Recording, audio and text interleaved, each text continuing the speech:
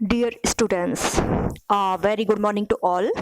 Welcome you all to BA Part 3rd English Literature class. Today we are going to talk about G.M. Hopkins and his poem The Sea and the Skylark, right? Okay. If we talk about G.M. Hopkins, he was born in 1844 in a middle class family.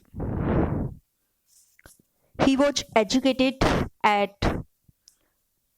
Highgate and later went to Oxford, where he came under the influence of the Oxford movement and John Henry Newman. Though his religious background was high church, and in order to please his mother, he started reading Bible. Later, he was converted to Roman Catholicism, and after that to Jesuit Society.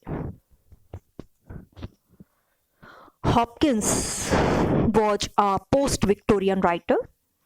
He was a Victorian only by birth because he was born in the mid-19th century. His childhood was shaped by events of the Victorian society rather than the pre-Victorian, as had been the case with Tennyson, Browning, and Arnold. Moreover, Hopkins wrote against the current. He also did not publish during his lifetime. His poems were published in 1918, almost 30 years after his death. Hopkins's poetry belongs to modernism in more than one way. If we talk about the subject matter, the use of language, and experimentation in rhythm and syntax, it is all talking about the modernistic spirit. यदि हम Hopkins की बात करें तो Hopkins का जन्म एक मध्यम वर्गीय परिवार में 1844 ईस्वी में हुआ था और इनकी एजुकेशन पहले हाईगेट स्कूल में हुई थी और लेटर ऑन उन्होंने ऑक्सफोर्ड यूनिवर्सिटी ज्वाइन की थी, जहां पर वो जॉन हेनरी न्यूमैन जो थे, जो कि ऑक्सफोर्ड मूवमेंट को उस समय संचालित कर रहे थे, उनके संपर्क में आए। और ये हालांकि मीन्स हाई चर्च को मानने वाले थे, लेकिन इन्होंने बाइबल रीडिंग भी की अपनी मदर के लिए। फिर रोमन कैथोलिसिज्म में कन्वर्ट हो गए, फिर जेसुइट सोसाइटी को इन्होंने ज्वाइन किया था। और यदि हम बात करें उसके पोइटिक करियर की तो इन्हें पोस्ट विक्टोरियन राइटर कहा जाता है, क्योंकि इनका जन्म हालांकि मिड 19th सेंचुरी में हुआ था, जो कि विक्टोरियन एरा था, लेकिन ये विक्टोरियन सोसाइटी से उस तरह से इन्फ्लुएंस नहीं थे जैसे कि टेनिसन की बात करें या ब्राउनिंग की बात करें या आर्नोल्ड की बात करें। इनकी राइटिंग में ज़्यादातर मॉडर्निस्टिक स्पिरिट देखने को मिलती है, जिसमें इंडिविजुअलिज्म उनका देखने को मिलता है, experimentation in rhythm and syntax देखने को मिलती है, और सब्जेक्ट मैटर भी क्वाइट डिफरेंट है, राइट। तो आज हम दोनों ही भाषाओं में बात करेंगे। अब एक जो मेन थ्रस्ट है हॉपकिंस की पोएम्स का, वो है स्प्रंग रिदम। अब क्वेश्चन ये आता है कि स्प्रंग रिदम आखिर है क्या? स्प्रंग रिदम एक्चुअली ये जो टर्म थी जीएम हॉपकिंस ने इन्वेंट की थी। A term invented by G.M. Hopkins to describe his own idiosyncratic poetic meter, as opposed to normal running rhythm, the regular alternation of stressed and unstressed syllables. Hopkins maintained that sprung rhythm existed unrecognized in Old English poetry and in Shakespeare, Dryden, and Milton. It is distinguished by a metrical foot consisting of a varying number of syllables. The extra slack syllables added to the established patterns are called outrights or hangers. Hopkins demonstrated the natural occurrence of this rhythm in English by pointing out that many nursery rhymes employed it, that is ding dong bell. So the stress that is put onto the syllables, it is the sprung rhythm. It is unnatural because if we talk about the meter, there is a particular pattern that if a stressed syllable is there, after that one is unstressed syllable will be there, or two unstressed syllable will be there. लेकिन यदि हम बात करें Hopkins की poetry की तो उसमें ऐसा कोई फिक्स रूल नहीं है उसकी पोइट्री के लिए। जब जब जिस तरह की ज़रूरत होती है वो उसी तरह से सिलेबल्स को कन्वर्ट कर लेता है। कभी एक स्टार्टिंग उसकी जो वर्डिंग्स की होती है वो होती है स्ट्रेस्ड सिलेबल से, लेकिन उसके बाद कितने अनस्ट्रेस्ड सिलेबल्स आएंगे वो उसकी पोइट्री की मीन्स पोइट्री पर डिपेंड करता है। So that is there, right. अब हम बात करें इसकी पोएम्स की, specially sea and the skylark की। तो as the name indicates, sea and the skylark, sea the water body is there, and skylark is a kind of bird. So first of all, this poem is written in the sonnet form, and if we talk about the title of this poem, this title is talking about water and air, the sea and the skylark, because sea is associated with water and skylark is associated with air, and both are representative of nature. The body of the poem, more specifically in the last 6 lines, introduces a third point of reference, earth, inhabited by man. The poet makes very subtle use of repetition, like ear and ear, make and making, break and breaking, and of alliteration throughout the poem. इसकी जो poems हैं उनमें ज़्यादातर alliteration and repetition बहुत ज़्यादा होता है। Sprung rhythm की तो हम ऑलरेडी बात कर चुके हैं। तो इस पोएम में वो दो चीज़ों की बात करता है, एक सी की और एक स्काईलार्क की। सी एसोसिएटेड है वाटर से और स्काईलार्क एसोसिएटेड है एयर से, और in between last Octave part में 6 लाइन सेस्टेड पार्ट में वो बात करता है आपके ह्यूमन बींग्स की भी बात करता है, earth inhabited by man, right. So that is there. तो यदि हम बात करें इस पोएम की तो इसमें लाइक सी एंड स्काईलार्क दोनों ही मीन्स अपने आप में, लाइक सी की बात करें तो कैसा होता है, it's depth can not be measured, और यदि हम स्काईलार्क की बात करें its speed can not be measured, right. So he is talking about in those terms. So this poem is in the form of sonnet, a 14 lines poem. So let us come to the poem.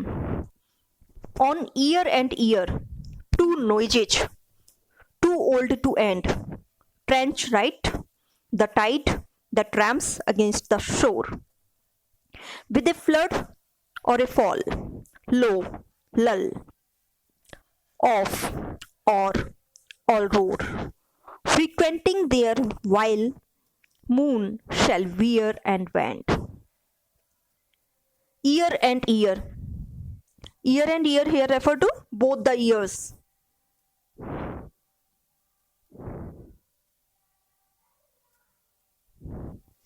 हालांकि poems की बात करें तो year and year कभी किसी भी writer ने use नहीं किया है, because if we talk about the ear it means both the ears, right. On ear and ear, two noises too old to end. Two noises too old to end. Too old to end means these are the eternal sounds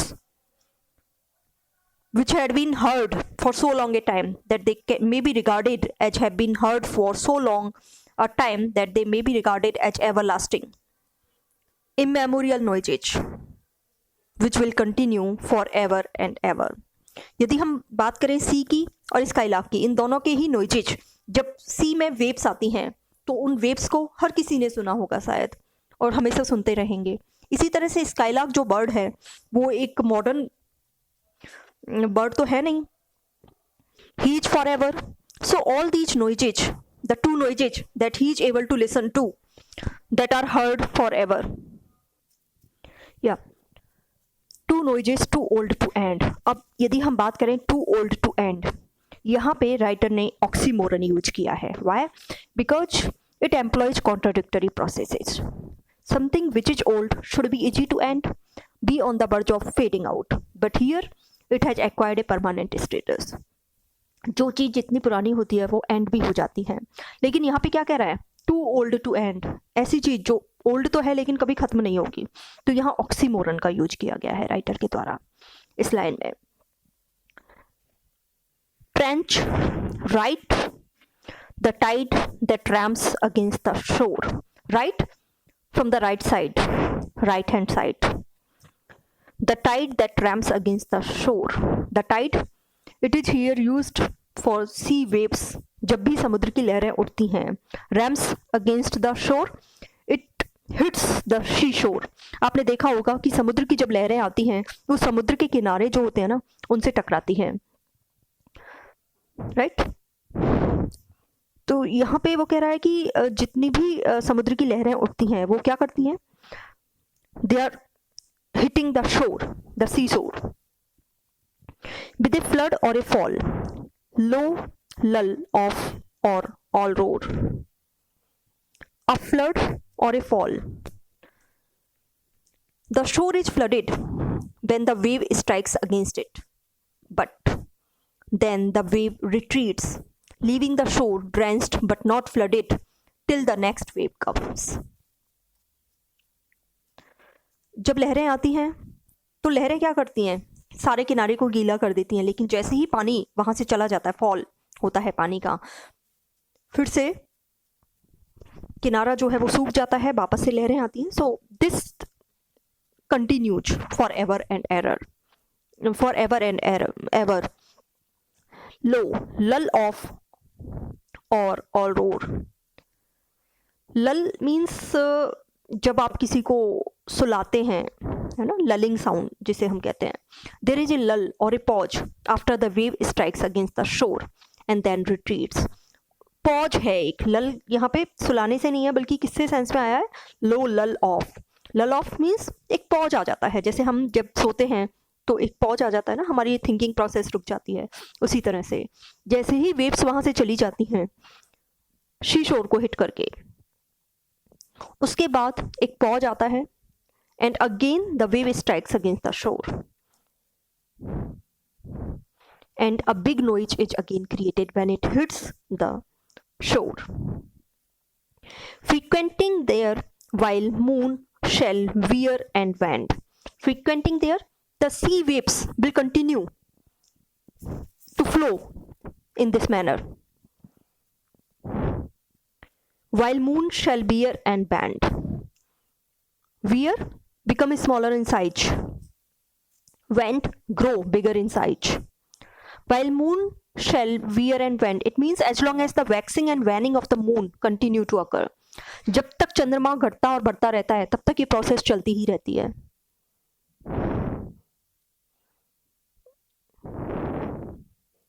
मतलब ये process लहरों के आने जाने की कब तक चलती रहेगी? जब तक कि जो मून है वो स्काई में रहता है.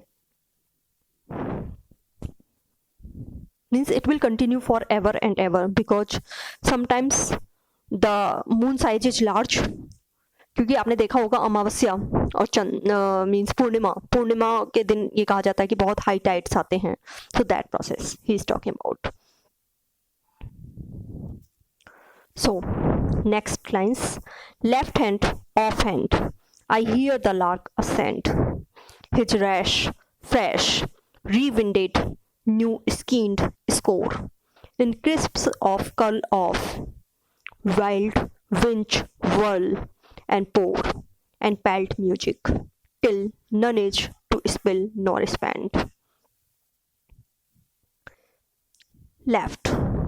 Left here refers to the left ear, left side. अब जब सी की बात कर रहा था राइटर, तो वहां पे वो राइट साइड की बात कर रहा था, राइट? लेकिन यहाँ वो किसकी बात कर रहा है? लेफ्ट साइड की. लेफ्ट राइट साइड में तो उसको सी का नॉइज सुनाई देता है और लेफ्ट साइड में उसको किसका नॉइज सुनाई देता है? स्काईलार्क का. Left hand, of hand, I hear the lark ascend.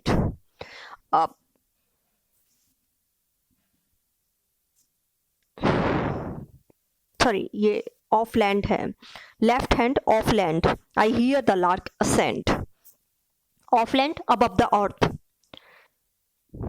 Means earth पर उसका किसका नॉइज सुनाई दे रहा है? सी का, सी वेव्स का. लेकिन जब अब वो ऊपर आकाश की तरफ देखता है तो उसको किसकी आवाज सुनाई देती है? स्काईलार्क की, which is ascending, flying upward into the sky.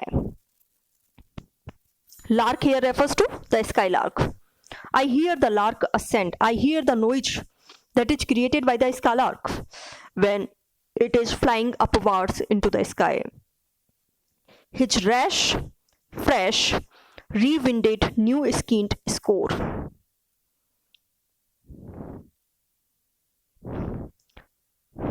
Rash, fresh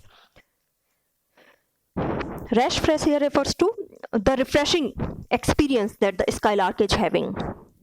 Rewinded, renewed energy that is shown into the flight of the skylark. New-skinned score. New-skinned score means when the skylark is flying high into the sky, a musical sound is created by him.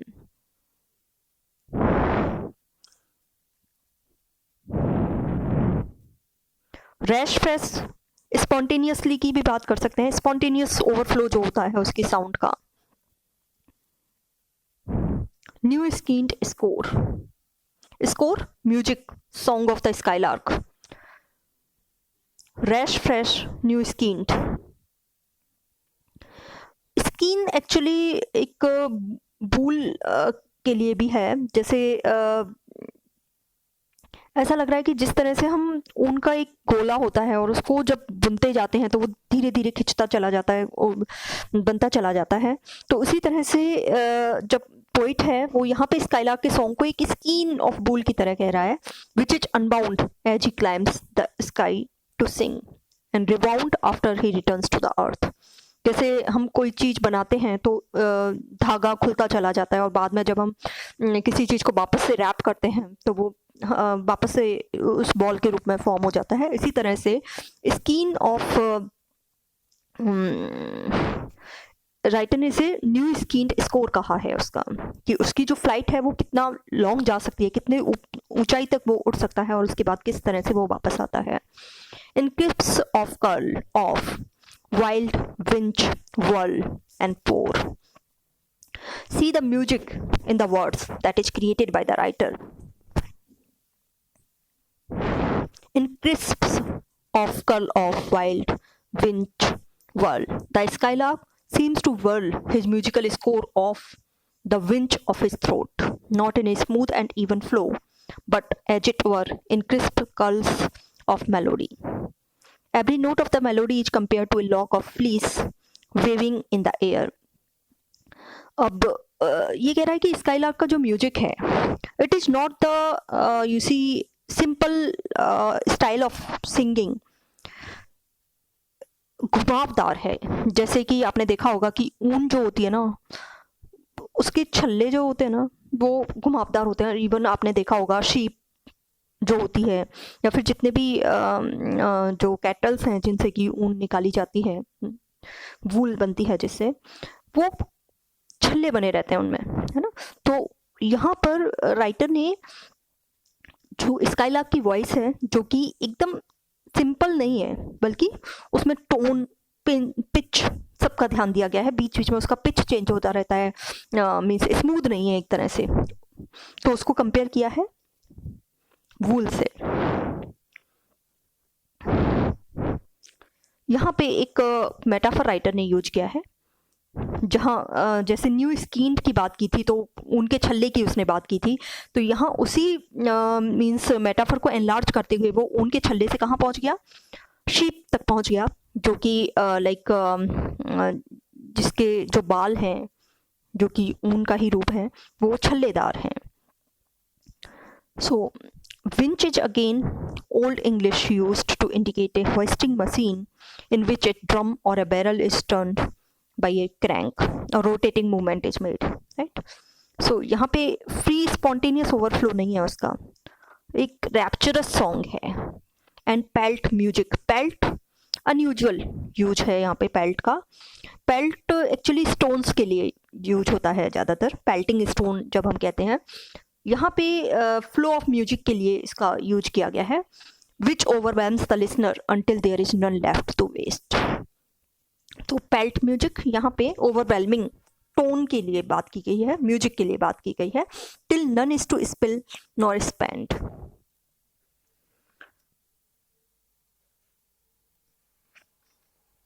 Means उसका music कब तक सुनाई देता है, जब तक कि वहाँ पर कोई नहीं है तब तक. Means it keeps on coming time and again, there is no pause in it. The skylark pours his music that is produced with melody without any effort. It is effortless, it is spontaneous. And the skylark also pelts his music in the sense of making a great effort to produce it without a pause as long as he is in the air. मतलब वैसे तो music कैसा होता है, effortless होता है, लेकिन यदि हम स्काईलार्क की बात करें तो skylark has to make great efforts in order to produce his music. Why? क्योंकि साइमल्टेनियसली वो दो वर्क कर रहा है. एक तो वो उड़ रहा है, he is flying high in the sky, and thereafter he is singing. जब आप एक साथ मीन्स अब यदि हम ह्यूमन बींग्स की बात करें, यदि हम चलते हुए म्यूजिक प्रोड्यूस करते हैं, चलते चलते म्यूजिक गाएं, तो एक मीन्स टोन में जो स्मूथनेस होती है वो नहीं रहती है ना. You have to put extra efforts. क्यों? क्योंकि आपकी एनर्जी जो है वो वॉक करने में भी आपकी जा रही है. इसी तरह से स्काईलार्क, क्योंकि he is taking its flight into the sky, high in the sky, and then even that time he is singing. That's why he has to put his extra efforts. Till none is to spill nor spend. To spill, to pour. To spend, to use. Till none is to spill nor spend, the skylark sings till there is no longer any music left with him to pour out or produce. Then he comes back down to the earth to rewind his score for its next flight. वो जब तक गाता रहता है जब तक कि उसका संगीत समाप्त नहीं होता, और फिर पुनः संगीत को क्रिएट करने के लिए वो वापस से उड़ान भरता है. Now next lines. How these two shame this shallow and frail town.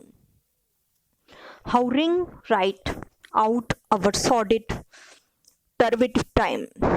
Being pure, we, life's pride and cared for crown, have lost that cheer and charm of earth's past prime. Our make and making break are breaking down to man's last dust drain fast towards man's first slime. अब यहाँ writer जो है means how these two shame. Two here refers to the two beings, the sea and the skylark. They are making their noise continuously without any pause. How these two shame this shallow and frail town. Shallow and frail town here refers to the town or the urban life. The sea and the skylark, they are depicting the natural life, the nature. They are the representative of the nature. But the town, it is shallow and frail. Both the skylark and the sea, they are shaming the shallow and frail town. The sea and the skylark put to shame this town with its meaningless, unworthy life which has no vitality in it. Modern life is something which is to be ashamed of, the writer tries to say. How ring right out our sordid turbid time. Ring right echoes effectively or fully demolish or supersede. Right is here used to lend emphasis of fully demolish or supersede. So here the writer is saying that the pure and elemental sounds of the sea and the skylark are contrasted with the ugly and the degrading sounds that are created throughout the city, the urban life. How ring right out our sordid turbid time. Ring out, overthrow.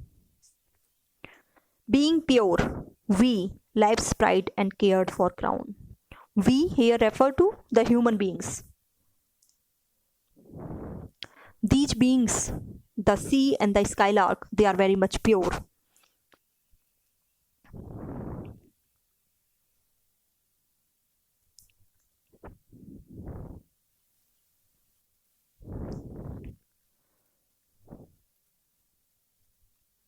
Cared for crown. If we talk about the time of jest and joy that has gone with us, we are no more interested into the natural activities have lost that cheer and charm of earth's past prime.